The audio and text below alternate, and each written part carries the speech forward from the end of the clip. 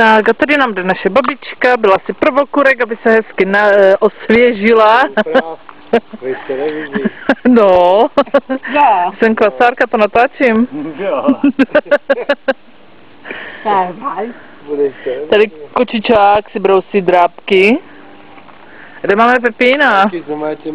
Ta malá kočka vyjede na tu břízu tam na vrchu. Vypadá za mnou. A tady jde Pepíček, pojď Pepíčku, pojď. Taky jsi byl pro okurek. No pro dobrým jídle, trochu osvěžení se hodí, že Pepičku? Jo.